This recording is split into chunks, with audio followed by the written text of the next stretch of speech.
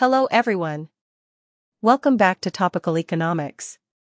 If you're new here, or if you haven't subscribed yet, please take a moment to hit that subscribe button now so you don't miss any of our future videos on economics topics, exam tips, and much more. And don't forget to turn on the notification bell so you'll always know when a new video drops.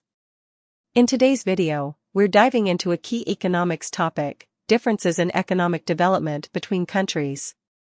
I'll be walking you through several multiple-choice questions from past papers, explaining which answers are correct, and just as importantly, why the other options are incorrect. So if you're ready to boost your understanding and sharpen your exam prep, let's jump straight in. Grab a pen and paper, and let's get started. Starting with the first question. What is usually found in a low-income country when comparing it with a high-income country? A. A larger agricultural sector and less subsistence farming. B. Lower levels of productivity of capital and higher levels of productivity of labor. C. Relatively faster growth of population and an older average age. D. Relatively lower levels of saving and a less skilled workforce. The correct answer for this question is option D. Relatively lower levels of saving and a less skilled workforce. In low-income countries, there tends to be relatively lower levels of saving and a less skilled workforce compared to high-income countries. Here's why. First, lower levels of saving. Low-income countries generally have lower savings rates because a larger portion of income is consumed for basic needs. High-income countries tend to have higher savings and investment rates, which are crucial for capital accumulation and economic growth. Second, less skilled workforce. Many low-income countries lack access to quality education and training, which results in a less skilled workforce.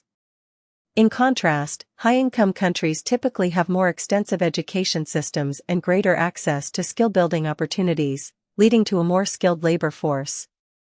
Analyzing the other options. Option A.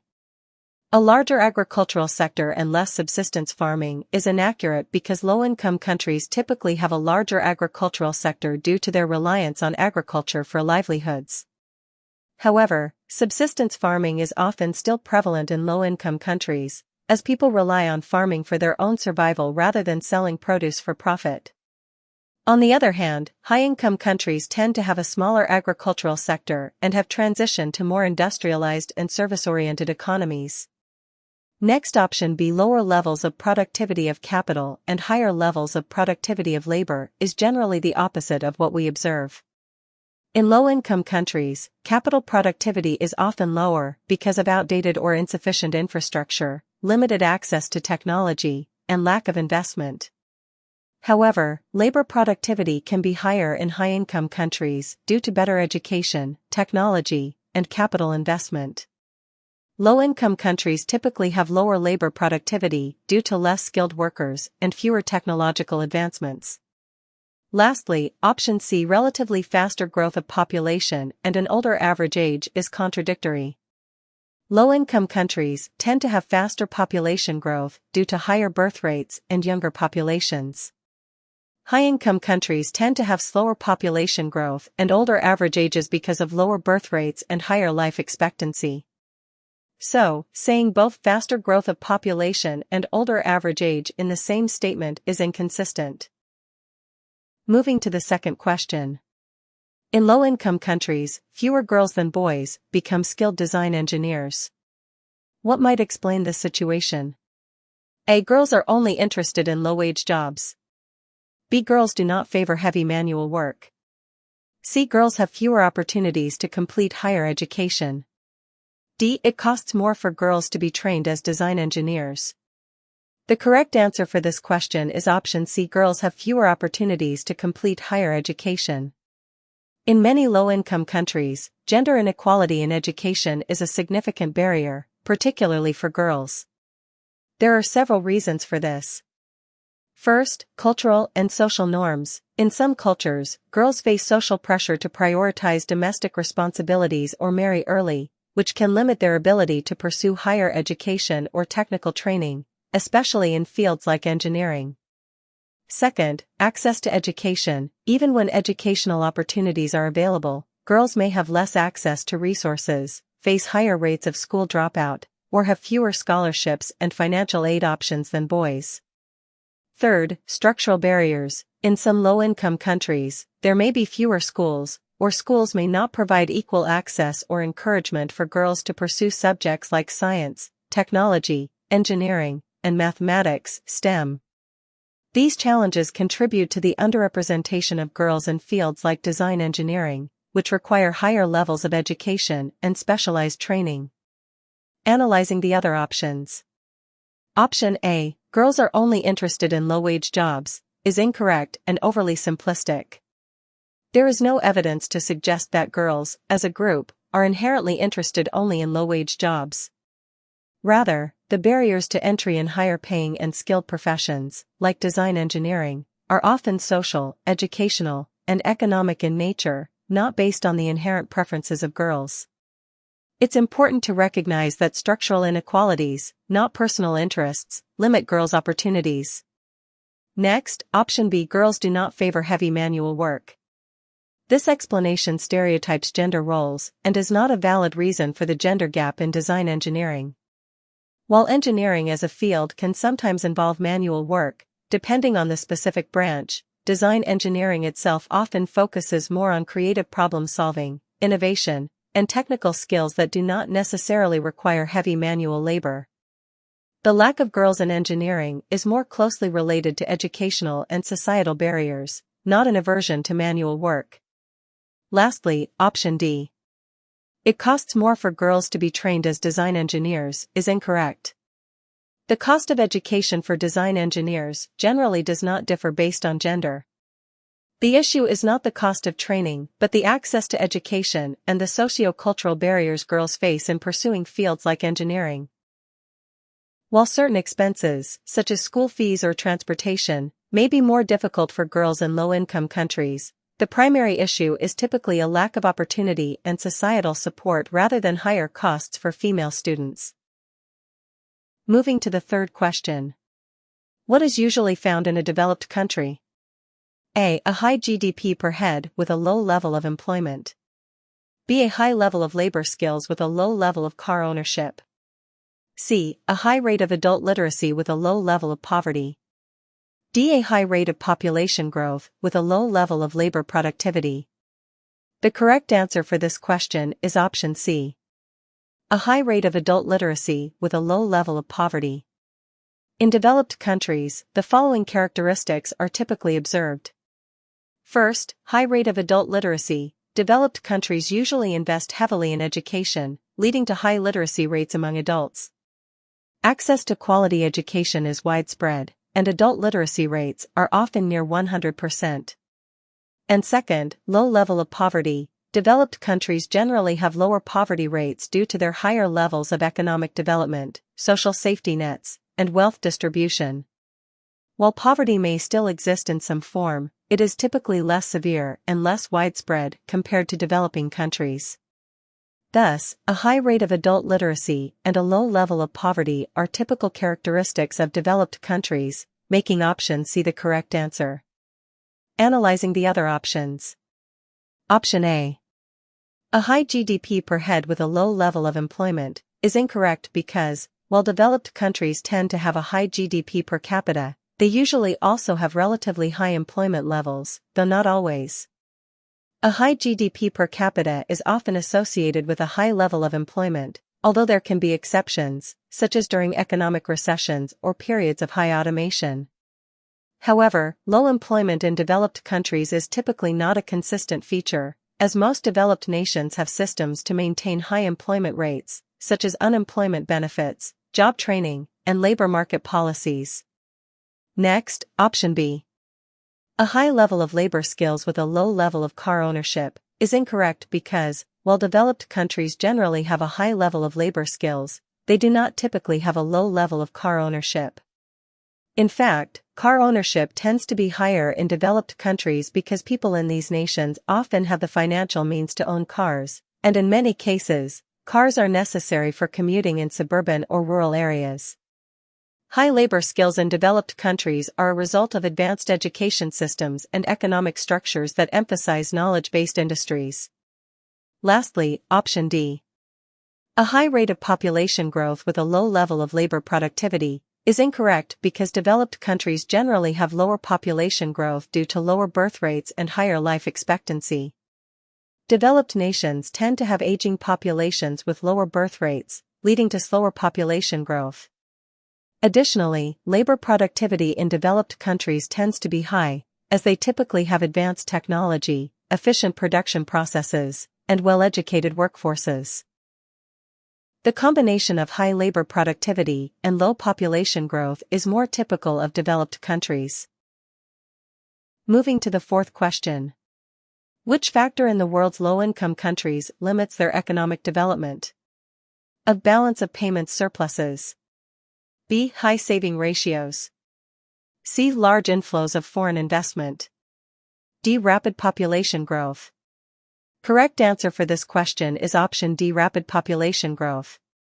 Rapid population growth is a significant factor limiting economic development in many low-income countries. There are many reasons for this. 1. Pressure on resources. Rapid population growth can strain available resources, like land, water, and infrastructure, making it more difficult to provide basic needs such as food, housing, healthcare, and education.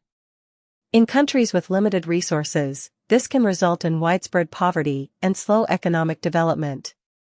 2. Higher dependency ratios. A growing population, especially in younger age groups, increases the dependency ratio, the number of people who depend on the working-age population, children, elderly, etc.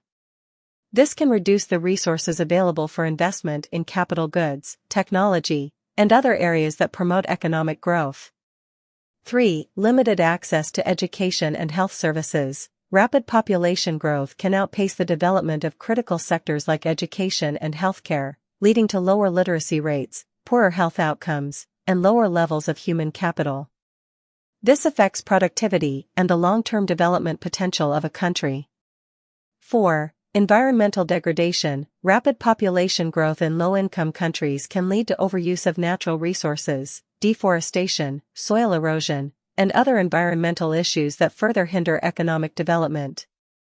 Analyzing the other options. Option A. Balance of payments surpluses. When a country's exports exceed its imports, are generally not a limiting factor for economic development. In fact, surpluses can indicate strong export sectors and overall economic strength. Countries with balance of payments surpluses might face challenges, such as currency appreciation or trade imbalances, but this is not a primary constraint on economic development. It would actually suggest that a country is doing well in international trade.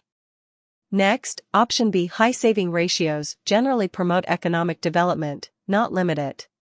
Savings provide funds for investment in infrastructure, business expansion, and innovation, which can spur economic growth. While low-income countries may face challenges in achieving high saving rates due to lower income levels, high saving rates would typically support growth, not hinder it. Lastly, option C. Large inflows of foreign investment can actually promote economic development by providing capital for infrastructure projects, industrial growth, technology transfer, and job creation. The problem in many low-income countries is not the lack of foreign investment, but often the lack of effective institutions, political instability, or corruption that may prevent foreign investment from being used efficiently. Nonetheless, foreign investment is generally seen as a positive driver of development. Moving to the fifth question. What is most likely to increase as a country becomes more developed? A. Average household income. B. Average size of family. C. Infant mortality rate. D. The proportion of income spent on food. The correct answer for this question is option A. Average household income. As a country becomes more developed, the most likely trend is that average household income will increase. This happens because 1. Economic growth. As countries industrialize and their economies grow, wages typically rise. With higher levels of education, improved productivity, and better access to technology, workers in more developed countries are able to earn more. 2. Improved job opportunities. In developed economies, there are more high-paying jobs in sectors such as technology, finance, and services, which leads to higher household incomes. 3. Increased standards of living. As a country develops, it generally experiences a rise in the standard of living. This includes better healthcare, education, and infrastructure, which also contribute to higher incomes. So, average household income is expected to rise as a country moves towards greater economic development. Analyzing the other options. Option B. Average size of family. In more developed countries, the average size of families tends to decrease, not increase. This is because as countries industrialize, people often have fewer children due to factors like greater access to contraception, increased female participation in the workforce, higher costs of raising children, and a preference for smaller families. The trend is generally towards smaller family sizes as development progresses, not larger ones. Next, option C. Infant mortality rate. As a country becomes more developed, the infant mortality rate decreases, not increases. This is due to improvements in healthcare, better nutrition, access to clean water, and overall improvements in living standards. More developed countries typically have better healthcare systems, resulting in lower infant mortality rates. Lastly, option D. The proportion of income spent on food. As a country becomes more developed, the proportion of income spent on food decreases. This is because as incomes rise, people spend a smaller percentage of their income on food and allocate more toward other goods and services, such as housing, education, and entertainment. In developing countries, a larger share of income is often spent on food, but this proportion typically decreases as the country develops and people's incomes increase. Moving to the sixth question. What is a typical characteristic of a developing country? A. Equal distribution of income and wealth. B. Good medical care. C. High gross domestic product per head. D. High reliance on natural resources. The correct answer for this question is option D. High reliance on natural resources. In many developing countries, reliance on natural resources, such as agriculture, mining, and oil, remains a dominant feature of their economies. Reasons are: 1. Primary sector dominance. Developing countries often have economies that are more dependent on the primary sector, agriculture, mining, and natural resource extraction, rather than on industrial or service sectors. This is due to factors like limited industrialization, lower levels of technology, and lower investment in other sectors of the economy. 2. Export dependence. Many developing countries rely heavily on exporting raw materials or primary goods, e.g., coffee, cocoa, oil, minerals, to wealthier nations, which can leave their economies vulnerable to fluctuations in global commodity prices. 3. Limited diversification. In the early stages of development, countries often lack a diversified economy, which is why they remain reliant on the exploitation and export of natural resources. Analyzing the other options. Option A. Equal distribution of income and wealth. Income and wealth inequality is typically higher in developing countries. While some developed countries have systems in place to reduce inequality, e.g., social safety nets, progressive taxation, developing countries often experience widespread poverty and inequality due to limited economic opportunities, poor governance, and structural challenges in the economy. So, equal distribution of income and wealth is not typical of developing countries. Next, option B. Good medical care is typically less accessible in developing countries due to limited healthcare infrastructure, lower healthcare spending, and fewer trained medical professionals. While some developing countries may have regions with good medical care, the healthcare system overall tends to be underfunded and unequal, especially in rural areas. Developed countries usually have better access to quality healthcare, which is one of the marks of their higher level of development. Lastly, option C, high gross domestic product per head, is generally not typical of developing countries. In fact, developing countries tend to have lower GDP per capita compared to developed countries, reflecting lower levels of economic output, productivity, and income. GDP per capita is an important measure of economic development, and developing countries typically have a lower standard of living and fewer economic opportunities for the majority of the population. Moving to the seventh question. What usually happens as a developing country becomes more developed? A. The average age of the population falls. B. The fertility rate declines. C. The infant mortality rate increases. D. The primary sector expands. The correct answer for this question is option B. The fertility rate declines. As a developing country becomes more developed, one of the most common trends is a decline in the fertility rate. There are several reasons for this. 1. Economic development. As a country develops, it typically experiences improvements in living standards, education, and healthcare. With greater access to education, especially for women, family planning, and economic opportunities, people tend to have fewer children. This is because the costs of raising children increase as the standard of living rises, and families often opt for smaller families. 2. Urbanization. As countries industrialize and urbanize, the cost of raising children in cities rises, leading people to have fewer children. Urban living often provides fewer opportunities for large families compared to rural, agrarian settings. 3. Women's empowerment. In more developed countries, women are more likely to have access to education and career opportunities, which often leads to delayed marriage and childbearing. This reduces fertility rates over time. 4. Health improvements. With better access to healthcare, particularly maternal and child health services, fewer children are needed to ensure a family's survival, which also contributes to the decline in fertility rates. Analyzing the other options. Option A. The average age of the population falls is incorrect. As a country becomes more developed, the average age of the population tends to rise, not fall. This is because, with better healthcare and living conditions, life expectancy increases, and fewer children are born, leading to an aging population.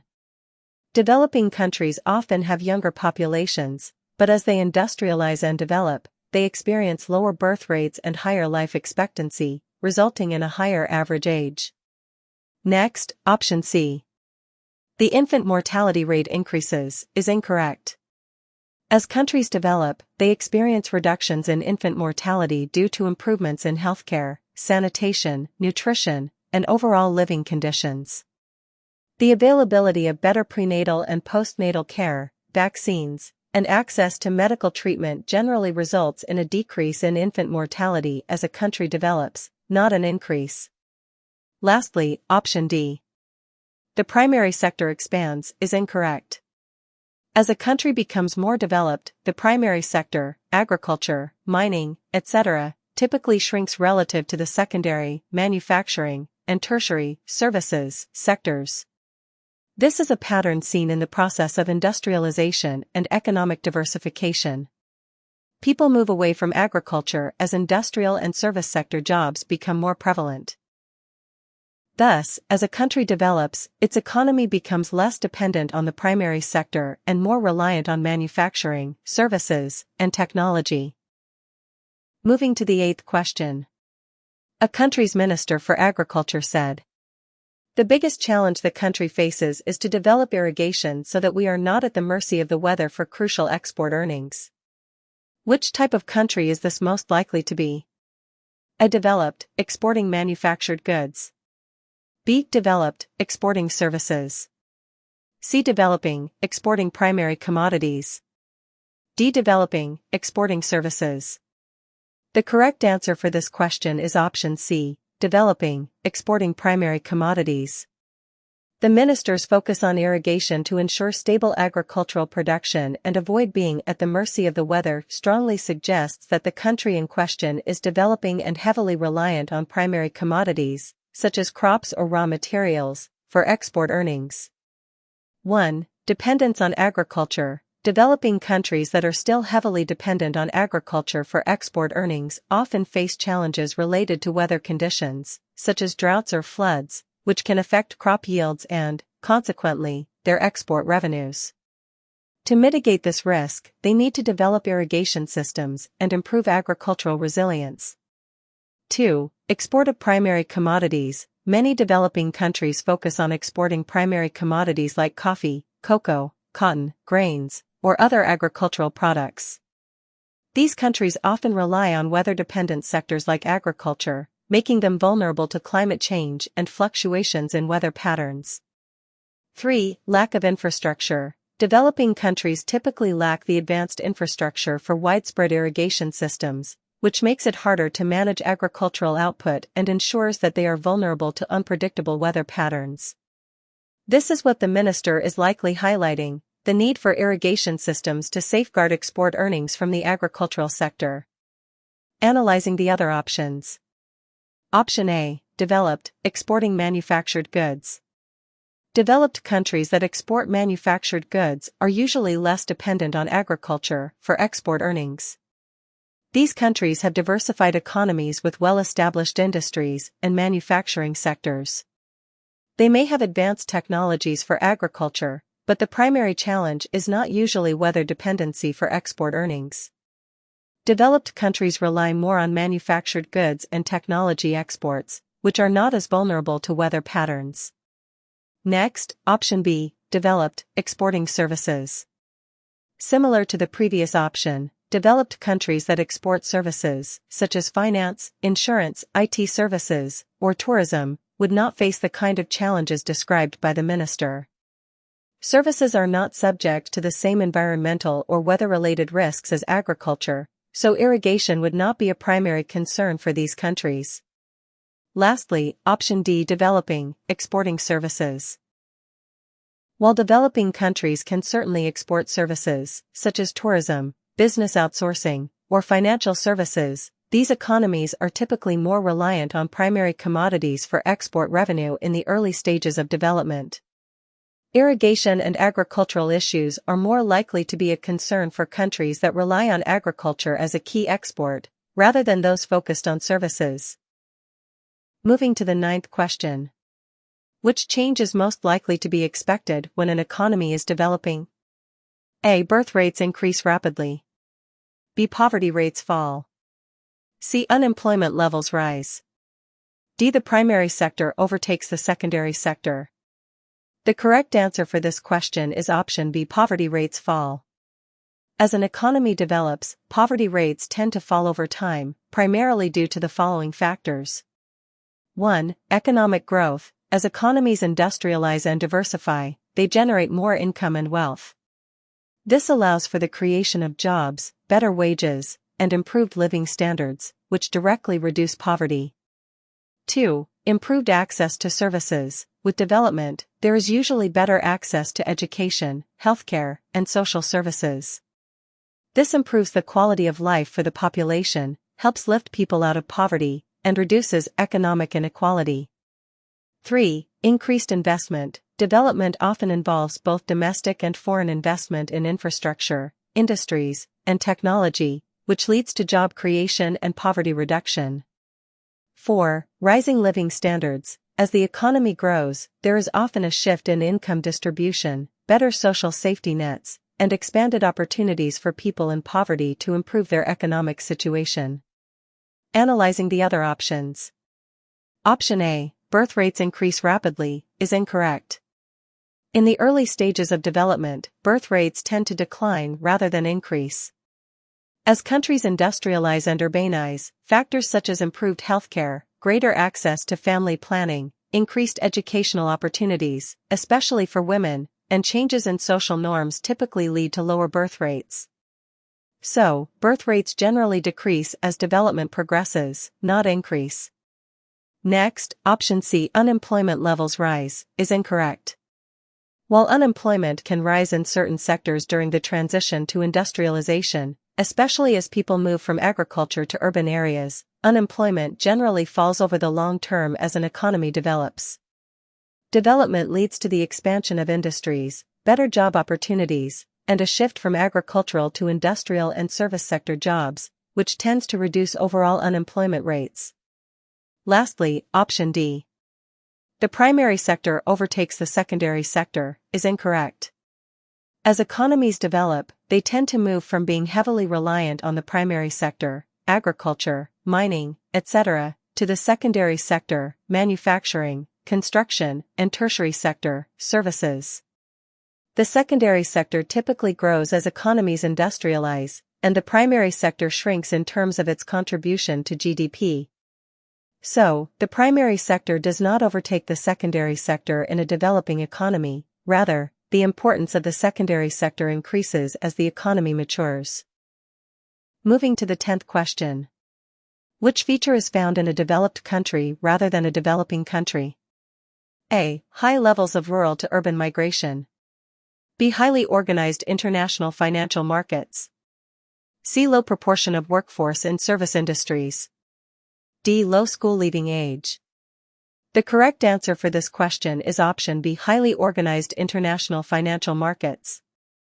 A highly organized international financial market is characteristic of developed countries.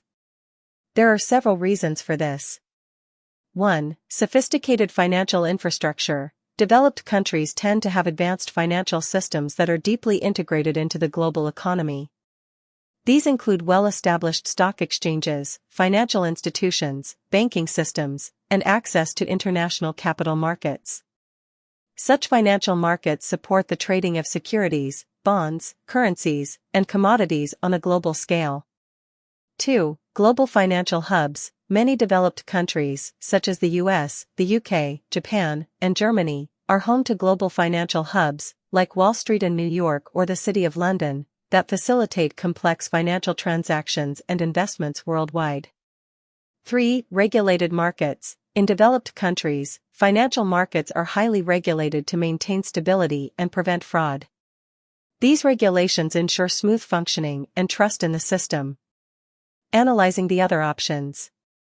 Option A. High levels of rural to urban migration. Feature is more common in developing countries. Rural to urban migration typically occurs as people in developing countries move to cities in search of better job opportunities, education, and healthcare. In developed countries, much of the migration has already occurred, and the population is more urbanized. Urbanization is a key feature of the development process, but once a country is developed, the rate of rural to urban migration tends to stabilize. Next, option C, low proportion of workforce in service industries, is incorrect for developed countries. In developed countries, the service sector, which includes sectors like healthcare, finance, education, and technology, makes up a high proportion of the workforce. As economies develop, they tend to shift away from agriculture, primary sector, and manufacturing, secondary sector, toward services, tertiary sector. In contrast, developing countries often have a larger proportion of their workforce engaged in agriculture and manufacturing. Lastly, option D, low school leaving age, feature is more commonly found in developing countries. In many developing countries, children may leave school at a younger age due to financial pressures, cultural norms, or lack of access to education. In developed countries, the school leaving age is typically higher, with many countries requiring students to stay in school until at least age 16 or 18. Education is more accessible and mandatory in developed countries, and there is greater emphasis on completing secondary or tertiary education. Moving to the 11th question. What is found in a typical developed country? A fast rate of economic growth. B. High population growth. C. Limited use of technology. D. Significant tertiary employment. The correct answer for this question is option D, significant tertiary employment. In a developed country, the tertiary sector, services sector, is the largest and most significant part of the economy. Reasons for this are: 1. Service-based economies. Developed countries tend to have economies that are heavily focused on the tertiary sector, services such as finance, education, healthcare, retail, IT, and professional services. As these countries industrialize, they shift from primary, agriculture, and secondary, manufacturing, sectors to services, which offer a broader range of job opportunities. 2. Advanced industries. In developed countries, the majority of people work in industries related to services, including technology, finance, healthcare, education, and management. These jobs are often characterized by higher productivity, higher wages, and more skilled workers. 3. Economic diversification. The rise of information technology, finance, and knowledge-based industries further supports the growth of tertiary sector employment in developed nations. Analyzing the other options. Option A, fast rate of economic growth, is incorrect. While developing countries often experience rapid economic growth as they industrialize and modernize, developed countries tend to experience slower, more stable economic growth. In developed economies, growth is generally more incremental, as they have already achieved a high level of industrialization, and their economies are highly diversified. Growth rates tend to moderate as these countries focus on maintaining stability and efficiency rather than expanding rapidly. Next, option B, high population growth, is incorrect. Developed countries typically have low population growth rates. In many developed nations, birth rates have declined due to factors like better access to contraception, changing social norms, and a focus on career and education. Population growth in developed countries is often slower or even negative in some cases, especially with an aging population. In contrast, developing countries tend to have higher population growth due to higher birth rates. Lastly, option C, limited use of technology, is incorrect. Developed countries tend to have high levels of technological use. These countries lead in adopting and innovating with new technologies across various sectors, such as healthcare, communication, transportation, and manufacturing. The use of technology in developed countries is widespread and plays a key role in their economic development, enhancing productivity, innovation, and quality of life. Limited use of technology would be more characteristic of developing countries. Moving to the 12th question. Provision of services in rural districts of developing countries tends to occur later than those in urban areas. For which service would this not be correct? A. Medical research units. B. Mobile phone networks. C. Modern transport systems. D. University teaching departments. The correct answer for this question is option B. Mobile phone networks would not follow the usual pattern of services being provided later in rural areas. Instead, mobile phone networks tend to be one of the first services to reach rural districts due to the flexibility and cost-effectiveness of the technology. The other options, medical research units, modern transport systems, and university departments, are services that are more likely to develop first in urban areas and expand to rural regions later. Moving to the 13th question. What is a common feature of developed countries? A. A high fertility rate.